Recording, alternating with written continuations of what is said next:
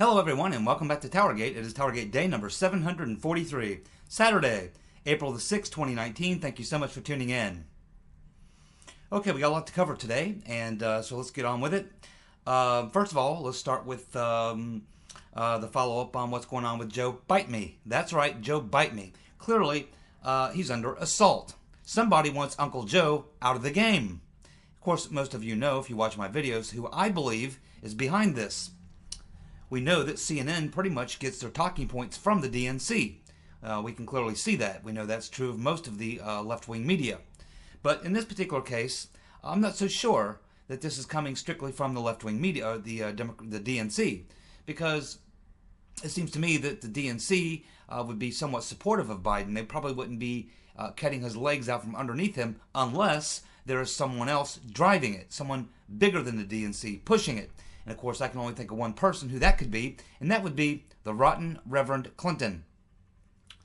But here we have CNN again bashing Biden's response to being a touchy-feely guy. And so Biden comes out and he does this video. He says, it's not intentional. I don't do these things. It's just the way that people used to communicate. We used to, do these things, and I never meant anything by it. But today we live in a different world. The standards are different. I'm going to have to watch myself and not do these things, blah, blah, blah. So Biden comes out and gives a perfectly reasonable explanation. I think you can, I've really had no problem with that explanation. I don't know if he believes it, if it's bullshit or what, but I mean, it's a fairly reasonable explanation. Certainly times have changed, and people look at that sort of thing. And I mean, I do know people who are like that, who they kind of put their hand on you when they talk to you or whatever. I admit that Biden's activities are a bit on the creepy side. I mean, he sniffs women's hair and he puts his arms on their shoulders, and I mean, in various other places. And I mean, it's creepy. We all know it. We've seen the video. It's certainly not what most people do. I don't know if there's anything really like perverted behind it or sexual behind it. I mean, I don't know what's in Biden's head. How would I know? All I know is that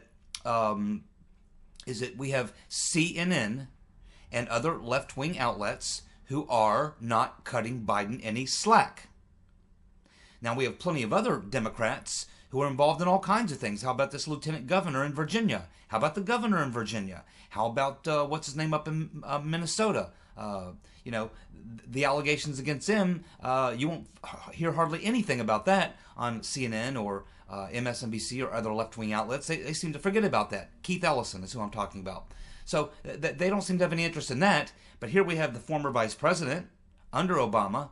He's thrown his hat or preparing or talking about throwing his hat in the ring to run to be the Democratic nominee. And here we have CNN, MSNBC, and other left-wing outlets who are giving him an anal exam. They're not cutting him any slack. They're not like destroying him or roasting him the way they would a Republican or anything, but they're certainly not giving Biden any free pass. And CNN doesn't do anything unless they're directed to do it by the DNC or some other nefarious figure. So what's going on? CNN, they're bashing Biden. And, of course, now, you think they would give him a pass once he does this video and gives his response. You think they say, okay, well, Biden's given his response, and we can understand that. It sounds all legit. That's fine. Good old Uncle Joe. He never hurt anybody. We need to be nice to old Uncle Joe. No, that's not the treatment he's getting over at CNN. They are basically questioning it or saying he's kind of clueless or he just doesn't get it or whatever. So, in other words, CNN is not giving Biden any giving him a pass or giving him a break in any way, shape, or form. And there's a reason for that. Someone's behind it. I mean, it's not CNN. These people don't do anything without being directed to do it. They're following a script, doing what they're told. Typically, it's by the DNC. But this wouldn't be in the benefit of the DNC. This would not help them. This is the last thing the DNC wants, is this kind of stuff going on. So it's coming from somewhere else. Not only that, today, or yesterday, I would say, on Friday, another bombshell drops, and this bombshell drops on Kristen Gillibrand. And so Kristen Gillibrand, and this is being, again, reported on liberal media outlets, not conservative media outlets, which, yeah, they're covering the story too, but this is being covered again and talked about by liberal media pundits. And that is that court documents have been released, mysteriously, all of a sudden, these court documents are released, showing that Gillibrand's father and stepmother worked on behalf of a sex cult. Gillibrand's father, Doug Rutnick, worked for NXIVM, a sex cult out of Albany, New York, that allegedly traffics in women. So now the attacks are being directed not just at Biden, but now being sent the way of Kristen Gillibrand. Who would want her out of the way? Who would want her out of the way? Now, I don't know if there's any truth to these allegations. Apparently there are court documents that show this. And that's not the important thing, whether it's true or false or anything else at this point. The point is, it is the left-wing media now going after Gillibrand, the same way that they're kind of going after Uncle Joe, the creepy Joe Biden. So there's obviously something going on, because remember, these left-wing media outlets are totally connected to the DNC and to the Democratic power structure. That tells you that the Democratic power structure wants Biden and Gillibrand to be the target. And who would that be? I think the Rotten Reverend. That's just my personal opinion. Because I don't see how this benefits the DNC. I mean, they don't want this going on within their party. I mean, even if these things are true, the DNC would, if CNN had these stories and the DNC did not want these stories ran, they would call CNN or MSNBC and say, hey, stay away from that stuff. It's not good for our party. It's not good for what we're trying to do here. And believe me, CNN would clamp it up. They would. They take directions and they follow directions. And so someone is giving them the thumbs up and the go-ahead. And all this stuff, the stuff about Biden's been known for a long time. It just suddenly comes out. This stuff, and of course, when the accusations about him being a creep aren't quite driving him out of the race, then we get the Ukraine stuff being dropped. And now we get the stuff being dropped on Kristen Gillibrand, which, you know, again, it's, why are they doing it? Somebody wants these two people damaged. Is that in the best interest of the DNC? No, it is not. Lots of questions here. Lots of questions. Follow the bouncing ball. Leads everywhere. And everywhere leads right back to the Rotten Reverend Clinton. Now, we also have this PAC, this Political Action Committee, that is behind Ocasio-Cortez, the wild-eyed commie. And so they have submitted a black list to the DCCC. Democrats that are not on board with the leftist agenda. And this also included a letter criticizing the DCCC for bullying progressives. Now, the DNC had just come out recently with a new policy called the anti-challenger policy. And it's designed to protect establishment Democrats. So here we have the DNC, or the DCCC, and they come out with this policy called the anti-challenger policy, which is designed to protect incumbents. Why is that? It's in response to Ocasio-Cortez and this PAC that supports her that is trying to knock out establishment Democrats, just like the guy that Ocasio-Cortez knocked out in 2016 or 2018, 2016, yeah. So, or 2018, yeah. So, here we see the battle going on. You have Ocasio-Cortez and her little group of Democrats who have this PAC and probably more than one political action committees that are endorsing, supporting, and helping them, and they're trying to do more of what they did with Ocasio-Cortez, which is knock out traditional type Democrats, establishment Democrats, to elect more people like Ocasio-Cortez. So the response to that is the DCCC comes up with this policy that, hey, we all got to get on board to support, you know, our incumbents, establishment Democrats, as a counter to what Ocasio-Cortez and her group of people are doing. So clearly, we can see that there's a train wreck coming. There's two trains going down the track, coming in from opposite directions on the same track toward one another. It's just a matter of time as these little clashes continue to happen with this group. It's just a matter of time before these two trains collide. And it'll probably happen right around the time when the 2020 campaign kicks off, because there you'll have a bunch of these Democrats connected to this pact that supports Ocasio-Cortez, and they're going to be trying to do the same thing that they did in 2016, knock out establishment Democrats to try to get more progressives in there. And here you're going to have, at the same time, you're going to have the DCCC trying to carry out their policy, which is to protect those establishment seats held by Democrats. So clearly there's going to be a collision at some point as these two trains continue down the track. And so I can definitely see a big fight coming for the loony lefties. And imagine after they lose in 2020 to Trump again. And what happens if they also lose the House back to the Republicans? You're going to see complete meltdown and chaos in the Democratic Party. That's what you're going to be seeing. Just thought you'd like to know. Okay. Now, I've been keeping a very close eye on Papa Galopoulos. Of course, he's got a new book out, Deep State Target, and he's hitting all the media outlets. And I've been, watching every single one of them that I can find on YouTube. And he's been doing a lot of media appearances. So I've been watching all these and trying to find out if there's any more information, that's going to be coming out. And, he did an interview today, or I should say on Friday, with Brian Ross, who formerly was with ABC. Of course, he was fired from ABC because of his fake news reporting. But he did this interview with Papa Galopoulos, and, in all fairness to Brian Ross, he did a fair interview. He didn't do what CNN did to Papa Galopoulos, where they simply cut him off, didn't let him actually talk about the main point of his book or the reason he was there. They kept redirecting him back to, oh, well, you lied to the FBI. Oh, well, you were trying to get Trump and Putin set up a meeting, all these sorts of things.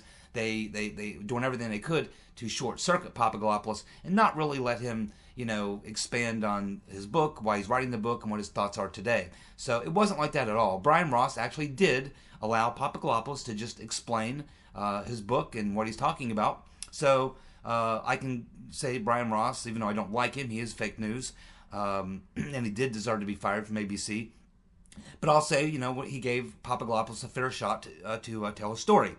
And in this interview with Papa Galopoulos, Brian Ross and Papa Galopoulos says that his lawyer is going to try and withdraw his guilty plea. And he said that's because he was set up, and that his first lawyers who told him that he should plead guilty to this making false statements, he finds out now we're not really playing it straight with him. And of course he's saying, he's learned a lot of things that he didn't know at that time, and so he's got new attorneys who've looked at his case and his situation and have said, yeah, you have a very legitimate reason to withdraw your guilty plea and also to seek a pardon. And so those things are in the process of happening right now. And of course, Brian Ross did let Papa Galopoulos talk about the fact that he was framed. He talked about Mifsud, he talked about Downer, he talked about Halper, he laid out the entire thing. And how he came to be in the situation with those individuals, and how none of those guys are Russians or anything else. So, yeah, it was a good interview. And I continue to follow the Papa Galopoulos story very closely. And the reason is because it's really important. Because at this point, remember, when the dossier became totally discredited, they had to say that the reason that they launched Operation Crossfire Hurricane was because of the meeting between Papa Galopoulos and Downer. But we now know that the meeting between Papa Galopoulos and Downer, as was the meeting between Papa Galopoulos and Mifsud, and the interactions with Halper in general, are all these guys were all working for the FBI or foreign intelligence.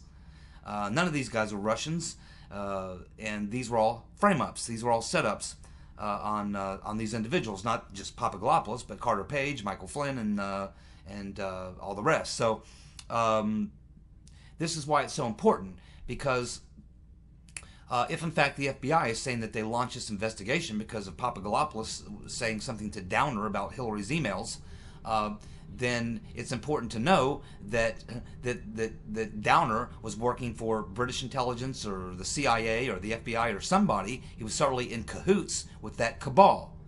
And therefore, if the FBI is saying that it was Papa Galopoulos and his meeting with Downer, that's the reason they started the investigation, but we now find out that Downer was working on behalf of the American intelligence community or the FBI with the British intelligence and all the rest, then this was a frame-up, which means they the reason that they're giving for starting the investigation into Trump was actually based on a frame-up that they were running. That's why it's so important to dial in on these guys. And that's why they're keeping Mifsud and Halper and Downer completely away as far as they can be. No one's hearing a peep out of them. And those are the three guys, more than anyone, that need to be drug in front of a grand jury and dressed down. Because you unravel those three, you unravel the entire plot.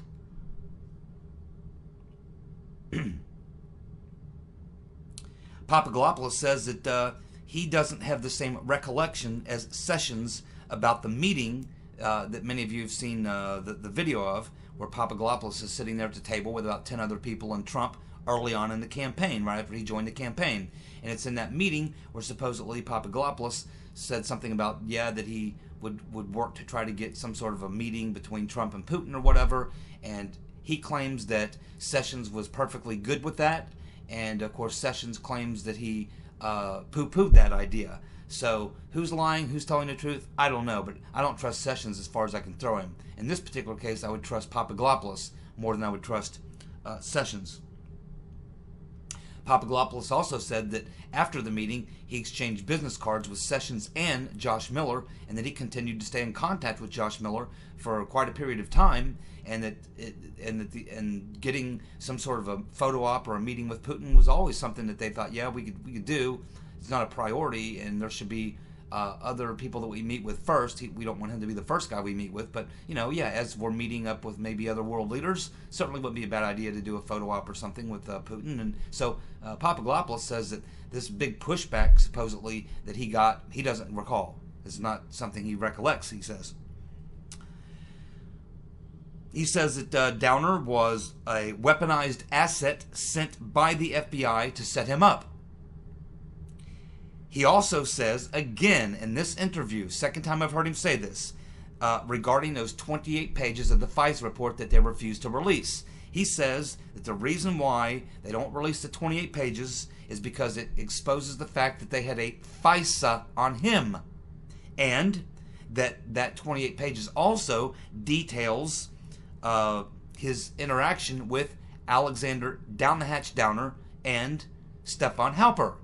And because this would bring embarrassment to the governments of the UK and Australia, it's considered very sensitive. And he says that's why they won't release the 28 pages, because it brings the UK and Australia's role into the frame-up clearly into focus for everyone to see. Very interesting. And how he got into the campaign, that's a question we've been asking for a long time. We know he kind of got in through Clovis, but it actually goes back longer than that. He said what happened was that he was working at the Hudson Institute as an energy consultant guy.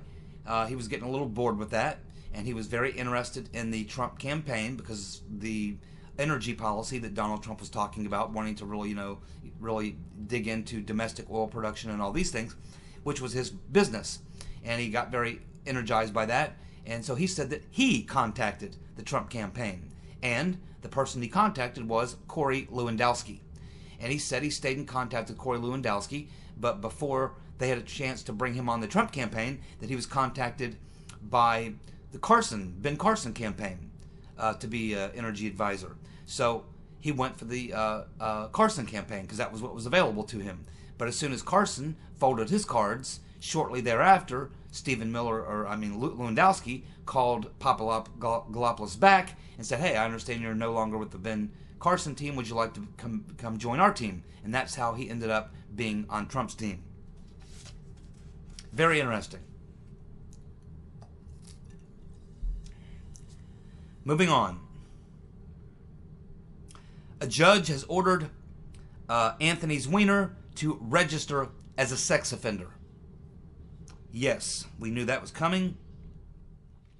And now we have the House Democrats want to exercise oversight over Fox News. Why?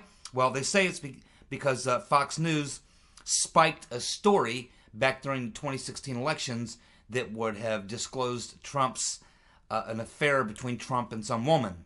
Like anybody gives a damn. Everybody knows Trump had affairs and paid off women. Whoop-de-doo. No one cares. And is this really why the Democrats want to have oversight over Fox? No, it's because Fox is kicking the crap out of the Democrats in the ratings. Especially now that the Russian collusion delusion has been blown apart. Now, here's probably the most interesting story of the day. Many of you have heard, some of you may not have heard. And it has to do with this, again, going back in time here a little bit, has to do with this Russian historian named Svetlana Lokova. And she is now going public in saying that the deep state FBI hack Stefan Halper set up Michael Flynn, and she is wanting an investigation. Remember, she got caught up in this. We were talking about this more than a year ago. It's on my timeline. One of the very first things that you see on my timeline. One of the first 5 entries. And to give you just a short version, because we don't have much time, of the backstory, Stefan Halper and his group had invited Michael Flynn to Cambridge, this place in London. And they were having this, sort of foreign policy summit or meeting or whatever. And at that time, Flynn was in the Obama administration, serving in his position in Obama's administration. And this meeting was set up by a group connected to Stefan Halper, and Halper was the one who organized and made the overture that got Michael Flynn and this woman who's a historian and researcher named Svetlana Lokova. So it was Halper that arranged for these two to be at this function in Cambridge, where he made sure that they were seated at the same table. And afterwards, he sent message back, meaning Halper sent message back to his good friend in British intelligence to inform him that there might be something going on between Flynn and this Russian woman. Now, as it turns out, you can watch her on TV, you can watch her speak. She doesn't speak like a Russian, she speaks like a British person. She's essentially Russian descent, but she's essentially a British citizen who lives in the UK.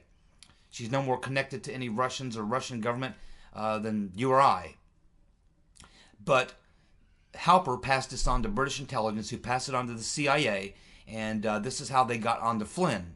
And so it started with Halper setting up this meeting, making sure that these two were sitting at the table together, and then he floats this idea that Flynn may be having this deal going on with this Miss Lokova, who's a historian and researcher at Cambridge and the London Center and various other think tanks.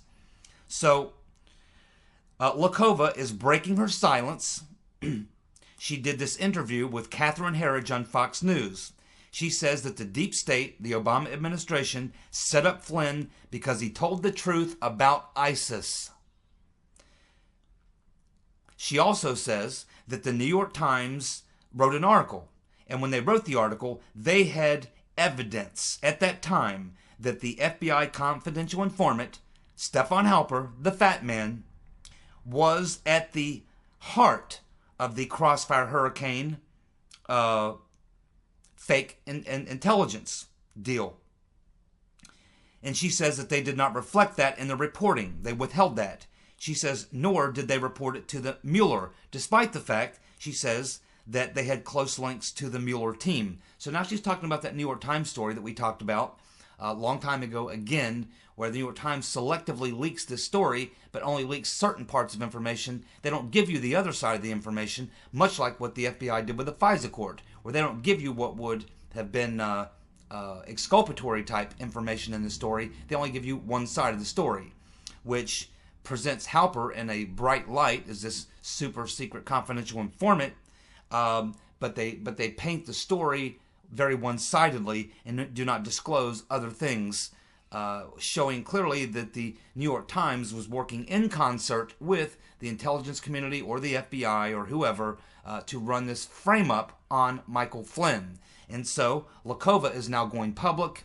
I expect that Catherine Herridge is going to be doing more interviews with her. She has had to work to clear her name because this tarnished her reputation in London as well, because the story was that that she was having some sort of a relationship with Michael Flynn. So Lakova says that she is not a Russian spy, has never worked for the Russians, the Russian government. She says Flynn was set up and she was used to carry out the setup. So Flynn was brought there by Halper as the guest of honor. It was at Cambridge. He sat at the same table with Lakova. Lakova says she never was alone with Flynn before, during, or after dinner. In fact, she says her boyfriend picked her up after the dinner and took her home. She says that the event was planned by a group Halper was associated with, and that Halper made the arrangements to have both Flynn and Lakova seated at the same table. She says, then Halper told British intelligence head Richard Breedlove, I think it's Dearlove, is it Breedlove or Dearlove? One of the two loves, that Flynn may be compromised by Lakova and the Russians, and suggested that Flynn and Lakova may have been playing around. Of course, Lakova flatly denies this. And that Halper told Breedlove that Lakova and Flynn had discussed going to Moscow together. Breedlove fed this information to the CIA and likely the FBI. Lakova says that the conversation never happened, totally made up, that they were going to go to Moscow together. Lakova said that she was also invited to a dinner at Halper's London flat. She said she did not attend. She says she does know Halper, but she does not like him and thought he was kind of creepy. Lakova says it was all coordinated. She said that we need to get some answers. Yes, we do. We need to get some answers from the fat man. He was connected to Flynn. He's the one who lured Flynn, Papa Galopoulos, Carter Page, bootstrapped his way into Papa Galopoulos through Clovis, who he used the same way he apparently tried to use Lakova. He is, of course, connected to Christopher Steele. And we know that that meeting, that particular meeting where Flynn was at that particular dinner, Christopher Steele was seated right behind them. Right behind them.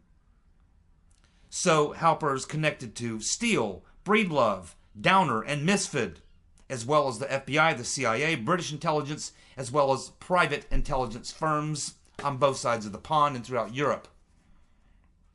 So here is what I've been saying for a very long time. They need to drag Halper in, put him in front of a grand jury, and air his ass out. Because I'm telling you, you will get to the bottom of a lot of things. This guy is pivotal in the frame-ups of all these people. When you blow up Halper, you blow up the entire Spygate story and turn it flatly, squarely on the FBI.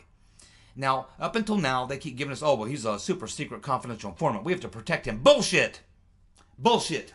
He was not involved in any type of super secret intelligence operation that's about national security or about protecting the country or anything like that, or sources and methods, any of that bullshit. Total bullshit. None of that. This guy was involved as a key player in a deep state coup, framing people, setting up people, the whole 9 yards. This has nothing to do with national security, and this guy's not any type of a credible spy for the FBI or CIA or Western intelligence. He's a hack. He's a hack who was put into action by the FBI to frame perfectly innocent people. People he knew were innocent. People whose lives were going to be destroyed because of what he was doing. And he didn't give a damn. This guy's dirty. Dirty, dirty, dirty. He needs to be drugged in front of a grand jury, placed under oath. In fact, this guy, not even that. They should SWAT raid his ass just like they did to Roger Stone. SWAT raid his ass, take every computer, every device he's got in his house, every file, and every damn thing else. They need to do what they did to Papa Galopoulos, take him to some sort of a house and handcuff his ass to a wall for 18 hours and grill him without an attorney. And threaten him with all sorts of things. They need to get to the bottom of this. This guy's been getting a free pass and it's been going on for far too long. Are you listening, Mr. Barr? Stop with the games. You know what's going on here. You probably know all about Mr. Halper. You need to drag his ass in and get to the bottom of him. He's got it all. Right here. You just got to get it out of him. And I bet it wouldn't be too hard. Based on what I've heard about those black sites. Waterboard his ass. You need to get the fat man talking. and you get the fat man talking, this story is over. Sick of this guy. It's been going on for far too long. And as soon as you catch up to Downer, believe me, he's somewhere, right along with Mifsud. He's somewhere. Italian intelligence knows exactly where he is because he's living in one of their safe houses. They need to get Halper, Downer, and Mifsud, bring them all in, and get the truth, man. Get it out. Because you get the truth from those three guys, that is you'll unravel the entire Spygate disaster, the whole thing, the whole coup, right there. And nobody seems to want to get around these three guys. Man, these are the very first three guys that you have to talk to. They'll unravel the whole thing for you. I assure you that. That's what's got to happen. It's got to happen. Well, what do we have here? Michael Cohen. It seems that he's asking for a postponement of his prison sentence because it appears that he has just discovered a hard drive with 14 million files on it, which he says he's going to give to the Southern District of New York. Haha, isn't that funny? They SWAT raid his office, both of his offices, and his home. The FBI takes everything that isn't nailed down, every computer, everything, and they overlook a hard drive with 14 million files on it. He goes through this entire process, his entire court hearings, goes through all this, doesn't know anything about this, and all of a sudden, just before he's about to go to prison, he finds the CD with 14 million files on it. The hard drive. Amazing. Absolutely amazing. I wonder who put that file together for him. Mr. Weissman? Uncle Bob? Remember, Uncle Bob the Executioner and his team, they're in a lot of trouble. They're going to be exposed when all this comes out as being part of the coup. They're in ass-saving mode right now. They need anything. Something. So maybe they've came up with a backup plan. Barr forced them to shut down the investigation, blew that up, and now they have to do something to save their butts. Maybe they put together this little CD for Mr. Cohen. Well, I'm sure we'll be learning more about that. President Trump will again be skipping the White House Correspondents' Dinner because he says it is boring. Instead, he's going to go have a rally. Very good, very good. That's what he did last year. Well, we have the Chicago Chiefs of Police and the police union. They want Kim Foxx to step down. They've just had a vote, and she has received a almost unanimous no confidence vote from the police chiefs in Chicago and the police union. Well, another tidbit out of the Barbara Bush tell-all book, a little bit late now that she's dead. Apparently Barbara Bush was pro-abortion, but she kept it silent for decades. Whoop-de-doo. Is it, what, like people didn't know the Bushes are East Coast liberal Republicans? She supported abortion, but she went ahead and had W. Does she realize, had she aborted that mission, we wouldn't have gotten W? We wouldn't have probably had the Iraq War, Dick Cheney, Rumsfeld, and all the rest. We could have avoided all that if she just would have had the abortion. Generally, I don't approve of abortion, but in the case of W, I would have. Let's see. Biden, of course, I asked on a kind of a polling question last night as I ended the video, how many of you thought that Biden was going to be out at this point, done, because of these revelations, the touchy-feely stuff, the Ukrainian stuff, if that would finally drive him out. And it was pretty interesting reading through the comments section, and I think most people have pretty much the same sentiments, which is that Biden should be done, but he's probably not smart enough to realize it. Yeah, that's what a lot of people are saying. It's kind of like what I was thinking. Yeah, he's done, but does he actually realize he's done? I mean, does he realize how damaging this is to him? Does he realize the abuse that he's going to take if he gets out there in the Democratic primary with these other candidates and with all these SJWs and with all the videos of the touchy-feely stuff he did? And if someone's out to knock him out of the race, this Ukraine stuff is out there, does he want that stuff stirred up some more? I mean, he's been given a very strong warning. My advice, like many of you, take it, Joe. Take it. Stay out. Be much better for you if you do. You guys have a good night. Thank you for tuning in. Goodbye.